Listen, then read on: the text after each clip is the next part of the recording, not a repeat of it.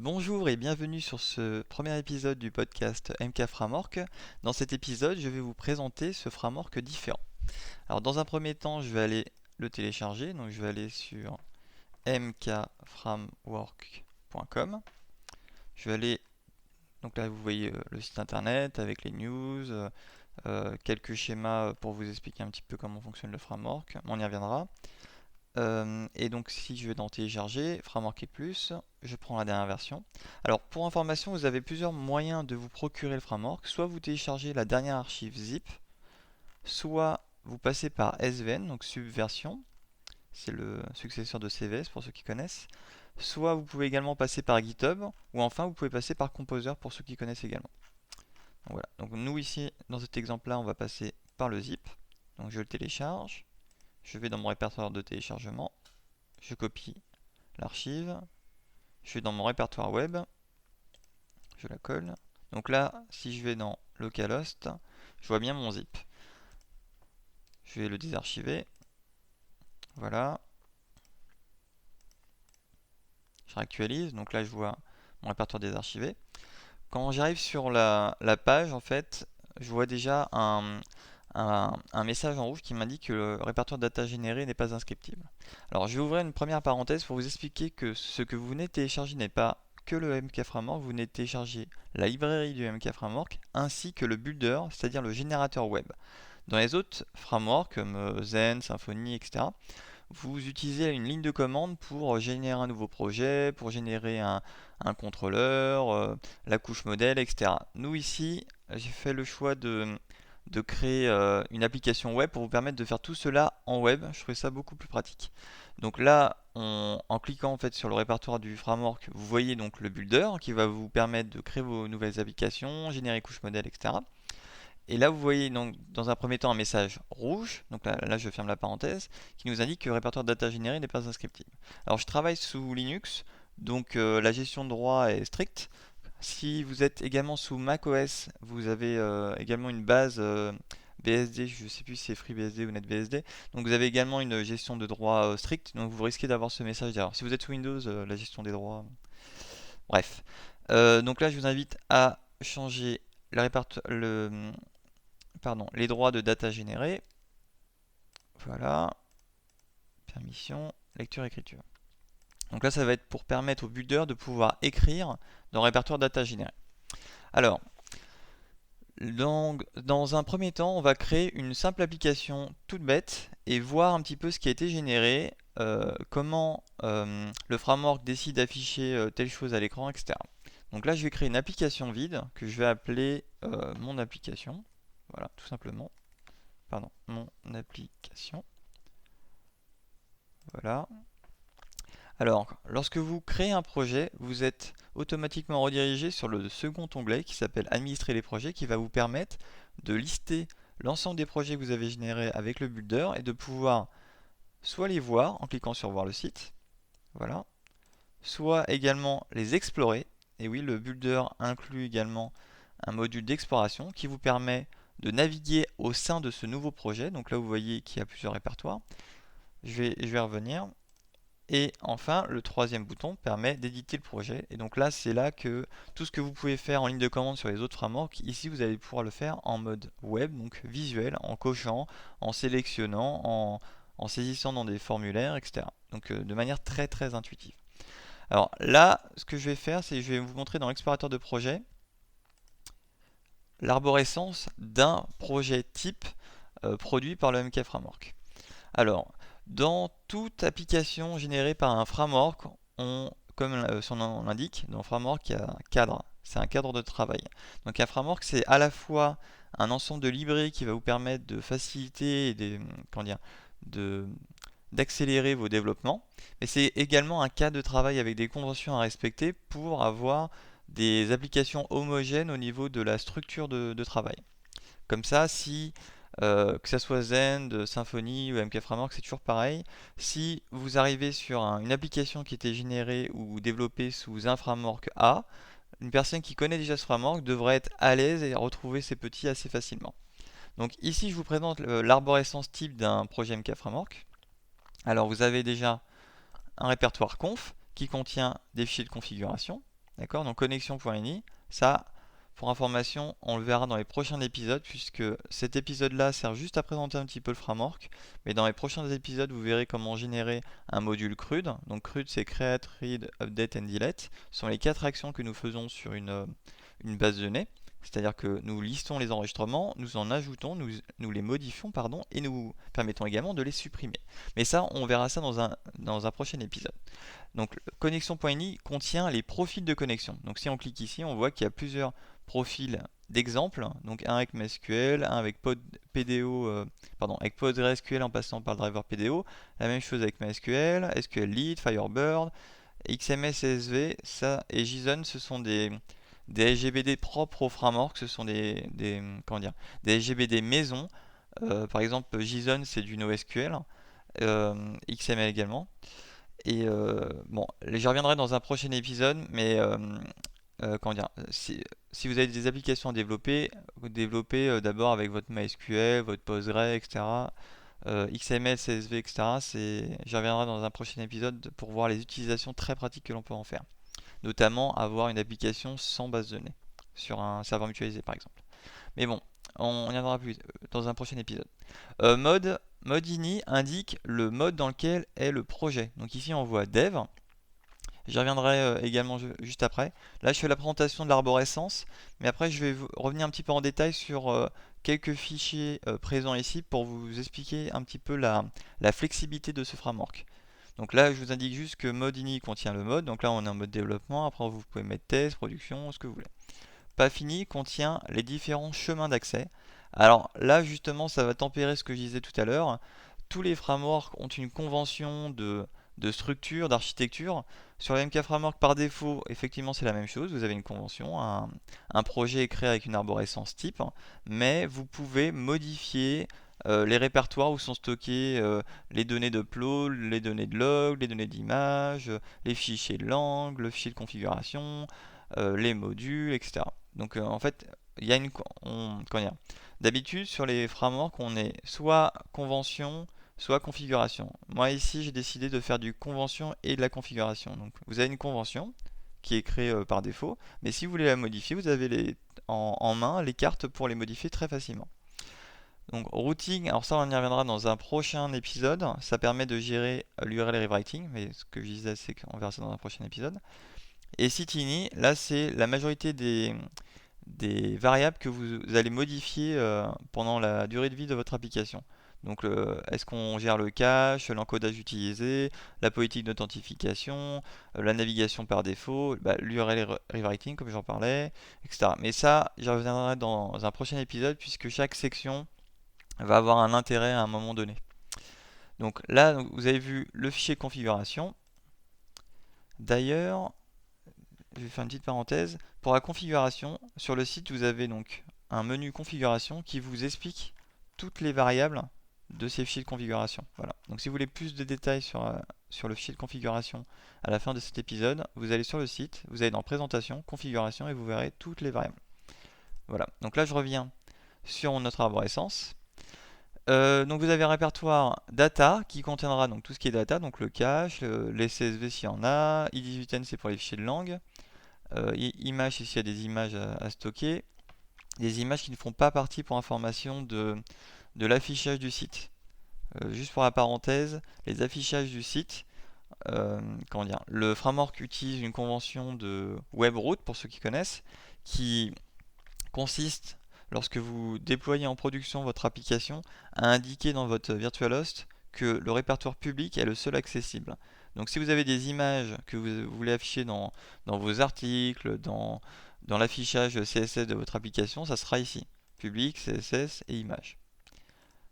Les images ici, ce sont plutôt les images que vous allez stocker pour du traitement côté serveur. Voilà. Toute cette partie-là ne sera accessible que côté serveur, et cette partie-là, public, comme l'indique son nom, sera accessible côté navigateur, donc côté client. JSON c'est pour stocker les JSON, log c'est pour les logs, upload, XML, etc. Donc voilà pour data. Layout. Layout contient les layouts. Alors, le framework s'articule autour d'une architecture MVC. MVC, pour ceux qui ne connaissent pas, ça veut dire Model View Controller. Donc l'idée c'est de séparer le modèle, donc la couche d'accès aux données, View et contrôleur. View, c'est la partie affichage, donc c'est par exemple l'affichage d'un tableau. Contrôleur, c'est, on va dire, le chef d'orchestre qui va faire le lien entre la couche modèle, le ou les différentes vues, donc l'affichage, et éventuellement, et c'est souvent le cas, un layout. Le layout, c'est quoi? Imaginez que vous ayez un site standard. Un site standard avec une bannière, par exemple le site du MK Framework. Le site du MK Framework, il y a une bannière en haut, il y a un menu à droite, et à gauche, il y a du contenu. Eh bien, le layout va inclure le menu en haut, le menu de droite, et rien ici. C'est-à-dire qu'ici, il mettra une information de charge-moi le contenu en question. D'ailleurs, même pour détail, la partie droite également serait un emplacement à charger des données. Donc, pour faire un résumé, le layout, c'est le code HTML qui va être le template de votre site. Voilà. Donc le layout, c'est le template de votre site. Donc il y a des parties. Attendez, je vais vous montrer. Attendez, je vais vous montrer template 1. Voilà. Vous voyez, donc là, il y a du code HTML. Alors, je sais pas si on voit bien là. Le code HTML, titre mon application. Et là, on voit donc menu, on charge un menu, mais qui n'y a pas pour l'instant. Et content, on voit, on charge main, qui sera le placeholder. Donc, le placeholder, c'est un emplacement mémoire. Main, donc l'emplacement mémoire, pardon, principal. Donc voilà pour les layouts, mais je vais revenir après. Modèle qui contiendra donc vos classes modèles, qui permettront donc d'accéder aux données. Module qui vous permettra de stocker donc vos différents modules. Alors là, ce que je vais faire, je vais vous montrer un petit peu l'application en question. Ça, c'est l'application que vous avez générée, d'accord? Je reviens sur sur l'explorateur. Le module ici, vous voyez qu'il y en a deux. Vous voyez qu'il y a default et pagination. Alors pagination, de base, il n'est pas utilisé. C'est à vous de voir lorsque vous souhaitez utiliser. Mais le module qui est utilisé par défaut, il porte bien son nom, il s'appelle default. Mais là, vous allez me dire, mais comment le sait-on? Si on clique sur l'application, on voit vue index, on ne sait pas comment c'est affiché. Mais si on regarde en bas, dans la barre de debug, qui fera l'objet d'une vidéo d'explication à elle entière, puisque la barre de debug va être très pratique dans le cadre de vos développements et donc mérite une attention toute particulière. Mais on voit ici, en tout cas dans la barre de debug, qu'il y a module, default et action index. Donc on voit, si on revient sur l'explorateur, qu'on cherche bien le module default et après l'action index. L'action index, je vais vous le montrer après. Je finis juste de présenter l'arborescence. Je vais les laisser ouvert, pardon, et vous finir de présenter les autres répertoires. Donc vous avez plugin qui contiendra tous les plugins. Donc là je vous explique pas ce qu'est un plugin. Enfin un plugin c'est une classe qui va vous permettre de vous simplifier la vie. Ici vous avez Chart pour générer des graphiques en Canvas, en SVG, donc en HTML5, un plugin de check, donc ça sera pour vérifier vos formulaires, plugin HTML pour générer l'HTML, plugin 18n pour gérer les langues, etc. Vous avez une multitude de plugins. D'ailleurs, pour information, j'ouvre juste une petite parenthèse. Si vous cherchez à quoi servent les plugins et surtout les méthodes qui sont disponibles, vous cliquez sur l'API PHPDoc sur le site du framework. Et ici, vous voyez tous les plugins listés. D'accord? Alors s'il y a un tutoriel qui vient expliquer plus en détail un plugin en question, vous aurez un pipe ici, le signe pipe, et un lien comment dire, vers un peu plus d'explications sur ce plugin. Mais sinon, dans l'absolu, vous cliquez sur le nom du plugin, par exemple le plugin date, voilà, et vous voyez en dessous, il va se charger, vous allez voir toutes les méthodes qui sont disponibles avec les paramètres, etc. Donc voilà pour plugin.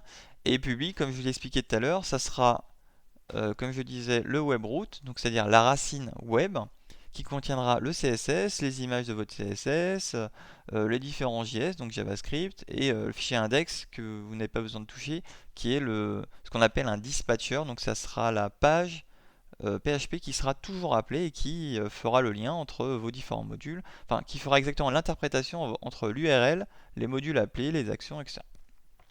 Donc voilà, je vais revenir juste sur le module comme je vous le disais tout à l'heure. Alors, donc on voyait ici qu'on charge apparemment module default et action index. Donc là on voit module default et on voit un fichier main. Donc un module pour information contient un fichier main.php qui sera le contrôleur du module, un répertoire view qui contiendra toutes les vues de ce module. Alors j'ai fait le choix de regrouper les modules et les vues puisque j'étais habitué à travailler avec Zen Framework pour information et moi ça m'embêtait à chaque fois d'avoir mes contrôleurs dans le répertoire contrôleur et de devoir à chaque fois scroller pour aller dans le répertoire view, script, le nom de mon contrôleur pour récupérer les vues.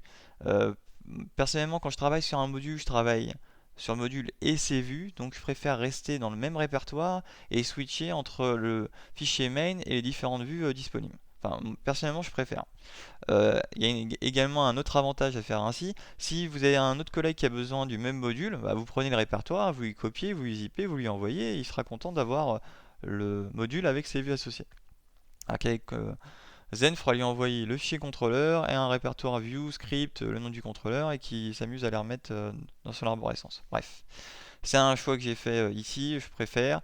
D'ailleurs, les dernières avancées des frameworks ZenDef, donc Zen Framework et Symfony montrent que j'ai eu raison de faire ça en 2009 puisque ils sont très bundle comme ils disent, donc c'est un bundle, ça se rapproche un peu des modules que j'ai créés à l'époque.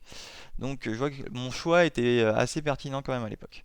Bref, si on clique sur Main, donc on voit le contrôleur, on voit qu'il y a plusieurs méthodes. Alors d'ailleurs pour information, quand vous passez par l'explorateur de fichiers, donc l'explorateur pardon, de projet, vous voyez qu'en amont, il y a une liste de fonctions. Donc en fait, en amont, vous avez la liste des méthodes, et en aval, vous avez le code avec la coloration syntaxique qui convient. Alors pour information, on pourrait très bien également passer par explorateur de, pardon, pas explorateur de fichiers, mais votre IDE, dans votre éditeur de code, passer par ici donc le framework, data générer, mon application, aller dans module, default, main, et voir également les fichiers ainsi. Là, je vous montre dans l'explorateur, mais vous pouvez passer par là.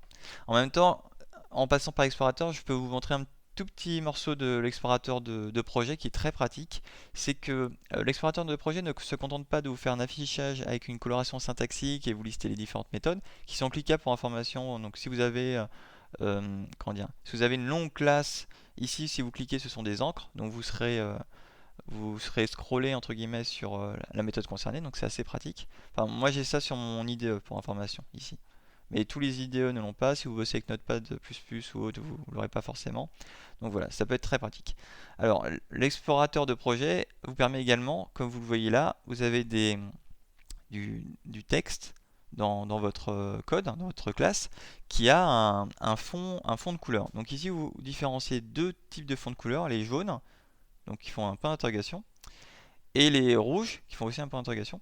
Mais les jaunes vous permettent de cliquer et de voir la documentation associée à la classe en question. Donc c'est très pratique. Par exemple, là vous voyez le module default extend abstract menu. Qu'est-ce qu'il y a dans cette méthode? Dans cette classe abstraite, vous cliquez et vous voyez les différentes méthodes. Vous voyez également la même chose pour view. Donc si on clique sur view, on voit également les méthodes qui sont associées. Vous voyez également qu'il y a du texte qui a un fond rouge, comme ici, des fonds index. Donc là, on est sur mon application publique, on est sur module défaut, action index, d'accord? Donc on est sur le module default, action index. Alors une action pour information, c'est une page. On différencie les pages des autres méthodes d'une classe de module par le préfixe underscore. Voilà, donc là vous avez underscore index, donc c'est l'action index. Donc dans cette action index, apparemment on crée new view défaut index. Donc si on clique dessus, c'est un lien vers la vue en question, donc on voit bien view index. Donc si on modifie d'ailleurs, là j'enregistre, je reviens sur l'application, je réactualise, je vois bien mon A que je viens de rajouter. Donc voilà, donc je reviens en arrière. Donc là, on a bien vu new view défaut index, ça charge la vue défaut view index, donc le fichier ici, d'accord? Et donc si on clique dans l'explorateur de projet sur le nom de la vue chargée, ça fait un lien directement vers le fichier vous permettant de modifier plus facilement. On voit également une méthode before et une méthode after. Alors sur le site, vous avez un schéma ici qui vous explique comment fonctionne le framework de base. Donc on a une URL, donc ici mon application publique. Alors ici on n'a pas article list puisque puisqu'il n'y a pas il n'y a pas pardon, de lien. Mais en fait, le lien réel, c'est index.php nav default pardon, default index. Voilà, ça revient au même en fait. Vous allez me dire, oui, mais là vous venez de le marquer, mais il n'était pas marqué juste à présent. Comment ça se fait qu'il a chargé celui-là? Je vais y venir. Alors, pourquoi on charge défaut index par défaut? Vous allez me dire, c'est une convention. Oui, et comme je le disais précédemment, c'est une convention, mais j'ai fait le choix de faire convention plus configuration, donc vous pouvez également le modifier. Donc configuration, dans Sitini, vous allez dans la section navigation, et vous voyez ici le module default, c'est default, et l'action default, c'est index. Donc si vous voulez changer, il suffit d'éditer et de le modifier. Donc vous avez la main sur le module et l'action par défaut qui sont chargés. Donc ici c'est défaut, module défaut, action index. Donc là nous c'est défaut et index. Ensuite, donc le framework split en deux, il dit ok le module c'est la première partie, default, et l'action c'est index. Enfin, il va se dire ok il faut que je charge le module, donc nous c'est default, c'est par article. Donc il va aller dans module, default, il va ouvrir la classe main, il va voir le module default, il va l'instancier, d'accord? Et il va appeler la méthode before, la méthode after à la fin. Mais donc il va appeler la méthode before, donc nous ici, elle fait une création de layout. Donc là, si vous cliquez sur layout, vous voyez comme je vous disais, le d'oxygène de cette classe, donc d'un layout. Vous voyez qu'il charge le layout template 1. D'ailleurs, je rajouterai à l'avenir un lien pour aller dans template 1. Donc le layout template 1, il est là. Voilà. Et ici, vous voyez donc qu'il y a deux parties variables, load menu et load main. D'accord? Donc d'ailleurs, je vais rajouter du texte ici pour voir où est-ce qu'on est. Donc là, j'ai cliqué ici, donc dans la partie HTML ici. Donc là, on voit bien notre ici. D'accord? Je vais passer d'ailleurs par l'explorateur Pardon, par l'éditeur, ça sera plus simple. Enfin, on aura une meilleure coloration syntaxique pour l'HTML. Donc ici. Voilà. Comme ça, j'ai mis un BR, comme ça, on voit bien le saut de ligne. Donc là, je disais, donc on clique sur la méthode before, on appelle le layout template 1. Donc là, on vient de le voir. On vient de le voir que dans template 1, on avait une partie load qui va charger un élément, mais pour l'instant, dans before, il n'y a rien qui est appelé de plus. Donc on instancie juste le template 1. Dans la vue index, on voit qu'on instancie new view, donc une nouvelle vue, donc un nouvel affichage, défaut index, on vient de le voir. Et on voit que l'objet layout qui était créé dans la méthode before, eh bien, on fait un add à main, donc l'emplacement main, ici, main, l'emplacement main de notre objet vue. Donc en fait, pour mettre un objet vue à un endroit dans votre layout, il vous suffit de faire au layout add le nom de l'emplacement et view. Voilà. Et la méthode after est appelée à la fin. Donc à la fin, on appelle en premier, on instancie module default, on appelle before, on appelle ensuite l'action qui est demandée. Donc comme c'est marqué ici, on appelle before. S'il y a une méthode before underscore, le nom de notre action, on l'appelle également. On appelle notre action, on appelle une méthode after s'il y en a une, et sinon on finit par appeler la méthode after finale. Donc la méthode after finale qui sert donc à afficher notre page. Donc là on vient de le voir. Donc pour information, ici je charge dans main au view, d'accord? Si je décide, donc je reviens sur mon main, si je décide de charger, donc on a vu qu'il y avait un endroit menu. Alors je pense pas que ça se verra beaucoup, puisque par défaut, ah si on le voit bien. Donc là j'ai chargé donc à l'endroit menu plutôt que main, donc c'est pas au même endroit, donc c'est pas dans la même partie CSS, et vous voyez que ma vue a été chargée à un autre endroit. D'ailleurs, si vous voulez charger votre vue à deux endroits, ça peut être nécessaire. Et bien, vous allez dire je vais charger menu ici, et par exemple ici, dans main, et comme ça vous allez l'afficher à deux endroits différents. Voilà. Ça peut être utile, je ne sais pas exactement pourquoi, mais c'est pour vous expliquer comment simplement ajouter une vue à un endroit donné. D'ailleurs, on va faire un exemple tout bête. Je vais ajouter un nouveau fichier, je vais l'appeler test.php. Voilà. Ici, je vais afficher la date. Y, voilà. Et donc là, test. Je vais revenir sur mon main. Dans le menu, on va afficher ce qu'on a affiché à présent. Et là, on va appeler test. Et donc, OView2, par exemple. Voilà. OView2, on va la mettre à main. Et donc là, on voit bien que notre vue qu'on avait jusqu'à présent, on la charge bien dans le menu à gauche. Et notre vue qu'on vient de créer test, on la charge bien à droite. Donc voilà pour ce premier épisode du MK Framework qui vous présentait donc l'application dans ses grandes lignes. L'application, pardon, le framework dans ses grandes lignes. Il y a d'autres vidéos qui vous présenteront en détail le builder, comment il fonctionne et chaque méthode, par exemple pour créer la couche modèle, un module CRUD, etc. Je vous invite également à cliquer sur créer un projet et créer une application avec exemple pour voir une application test avec plusieurs pages et ainsi voir le code source derrière pour voir comment c'est utilisé. Donc là, comme ça, vous verrez plusieurs exemples d'utilisation du MK Framework avec plusieurs sorties différentes, plusieurs affichages différents. Donc je vous invite à aller voir ça sur le site du MK Framework, pardon, pas sur le site du MK Framework, mais d'aller, générer une application avec exemple pour vous faire une idée de ce que vous pouvez faire un petit peu avec. Donc voilà pour la fin de cet épisode. Je vous remercie de votre écoute et je vous dis à bientôt dans un prochain épisode. Merci, au revoir.